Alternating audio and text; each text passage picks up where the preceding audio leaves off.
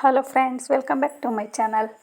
ನಾವಿವತ್ತು ಹಾಗಲಕಾಯಿ ಪಲ್ಯ, ಅದು ಕಹಿಯಾಗಿರುತ್ತೆ, ನಿಮಗೆಲ್ಲ ಗೊತ್ತೇ ಇದೆ. ಅದನ್ನು ನಾವು ಯಾವ ರೀತಿ ಸಿಹಿಯಾಗಿ ಪಲ್ಯ ಮಾಡ್ಬೋದು ಅನ್ನೋದನ್ನು ತೋರಿಸ್ಕೊಡ್ತಾ ಇದ್ದೀವಿ. ನಾವು ಇದಕ್ಕೆ ಮೊದಲಿಗೆ ಒಂದು ಬಾಣಲೆ ತೊಗೊತಾ ಇದ್ದೀವಿ. ಇದನ್ನು ಸಣ್ಣ ಊರಿನಲ್ಲೇ ಹುರಿಬೇಕು.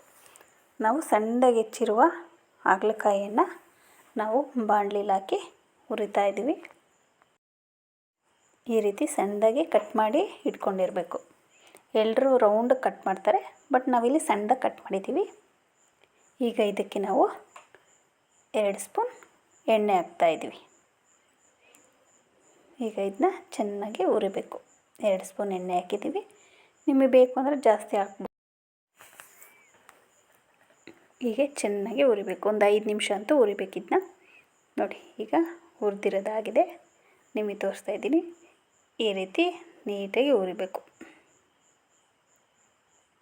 ನೋಡಿ, ಕಪ್ಪುಗಾಗಿದೆ.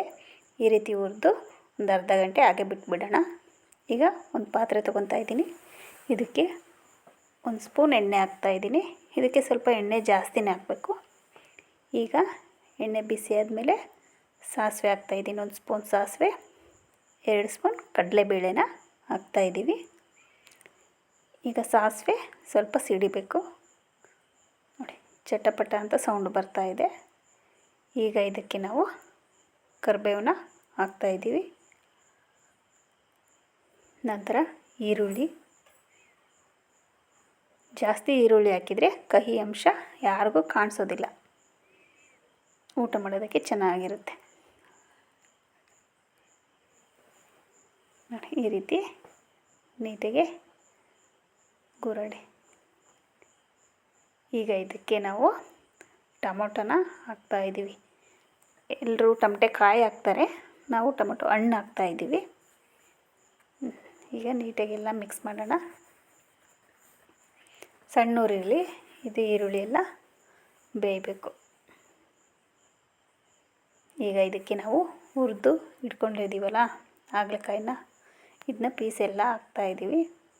ಇದನ್ನು ಹಾಕಿ ಚೆನ್ನಾಗಿ ಕೆಳಗಿಂದ ಮೇಲೆ ನೀಟಾಗಿ ಮಿಕ್ಸ್ ಮಾಡೋಣ. ನೋಡಿ, ಈ ರೀತಿ ನೀಟಾಗಿ ಮಿಕ್ಸ್ ಮಾಡಿ. ಬೇಕು ಅಂದರೆ ನೀವು ಸ್ವಲ್ಪ ನೀರನ್ನ ಆ್ಯಡ್ ಮಾಡ್ಬೋದು. ಈಗ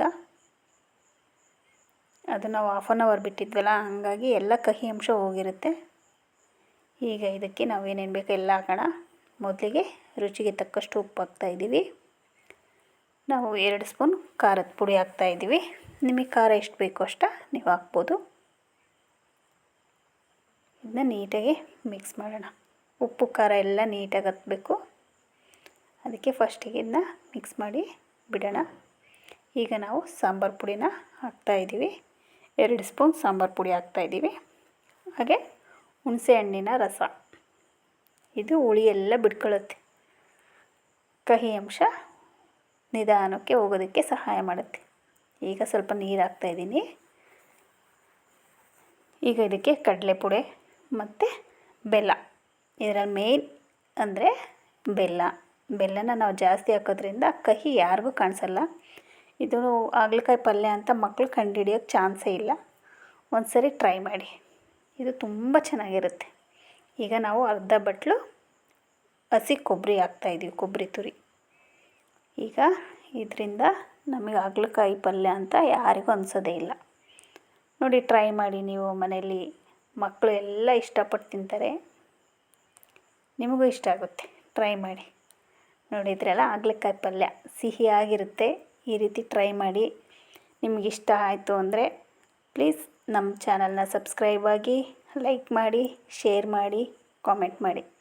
ಥ್ಯಾಂಕ್ ಯು.